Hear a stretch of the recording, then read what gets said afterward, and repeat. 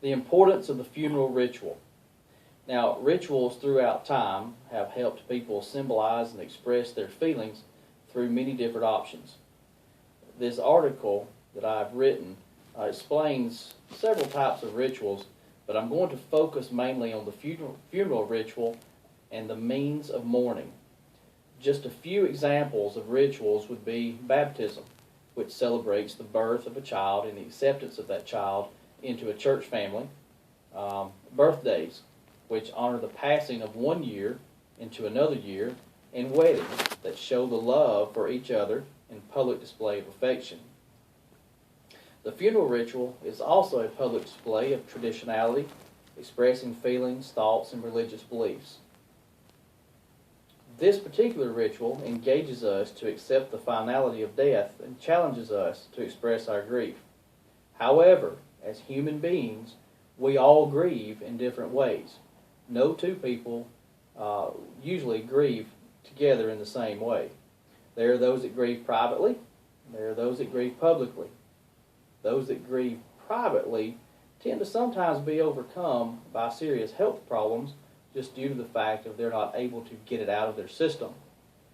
On the other hand, those that grieve publicly usually do not come to the serious health problems due to the fact that they can mourn publicly and they do get it out of their system. The funeral ritual helps both private mourners and public mourners in several different ways. The first is to acknowledge the reality of death.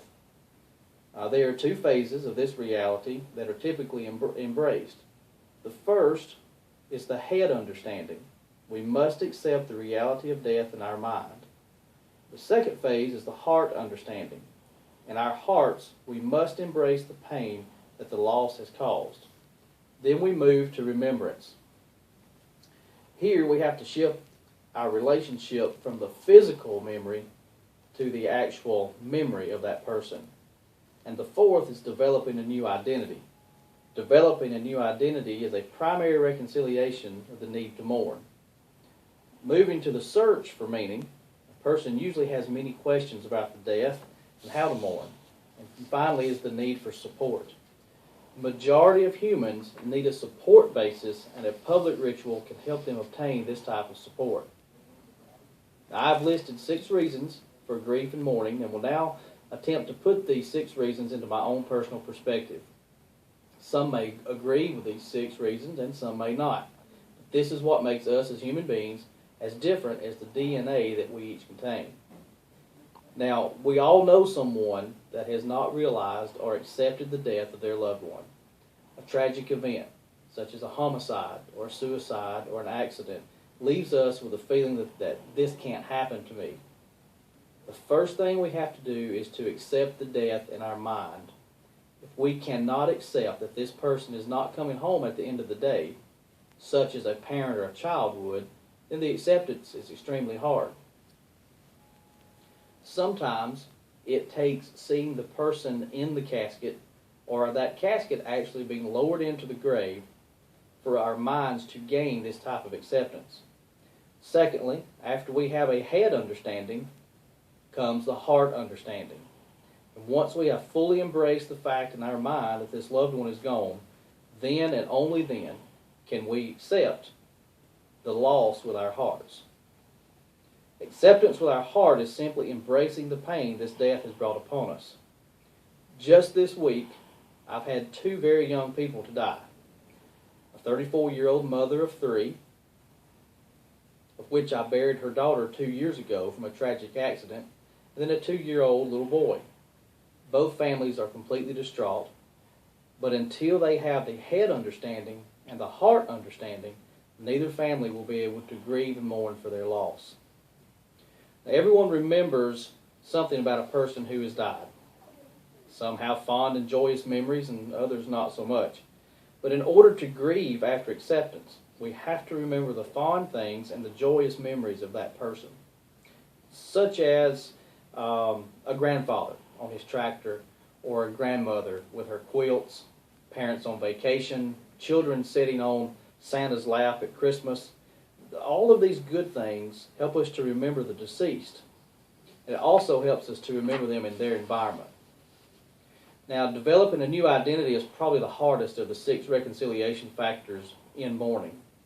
How hard is it to go from being the parent of a loving child to the parent of no children? Or being a child and suddenly your parents are no longer there? I can't imagine the difficulty, strength, and the faith that this must take to be able to get over this. People say when he or she died, it felt like a part of me died too. How true this must be. The search for the meaning of death is probably the most natural and most common asked question that we deal with in the funeral profession. Why did this person commit suicide? What could I have done differently to stop this?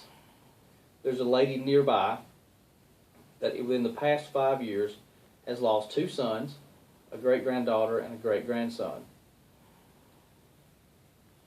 Her question to me as her funeral director is, why did this happen? Why didn't I see this coming? Why didn't I understand what he was talking about? And as a funeral director, I can't answer those questions for her. All I can do is to try to reassure her that she couldn't have done anything any differently to alter these events. She didn't know her son was going to be killed in a car accident. She certainly didn't know that her other son, was going to commit suicide. Neither did she know that both of her great-grandchildren were going to be stillborn. There was nothing she could have done to prevent any of these circumstances from happening. Just recently, as last week, she and I were talking, and I suggested that she speak to a Christian grief counselor and gave her the contact number for a group that may help her with her grief and depression, the depression she's been suffering for the past 5 years and cannot seem to get out of it. However, receiving support from others is the best way, in my opinion, to help the grieving process and to mourn naturally. The survivors of the deceased need to know that someone cares for them and someone is there to help them. Funerals help others express their support for these persons. If there is a funeral, that is inviting support from other people. If there is no funeral, then generally there is no support from extended family or friends. We all know that funerals and visitations have become sort of a family reunion. Everybody gathers at the funeral home. Family members we haven't seen or heard from in years, they all come out of the woodwork just to be there. But they are there to support the grieving spouse or children and also to pay their respects. This is the support that we all need, whether we realize this during that time or not.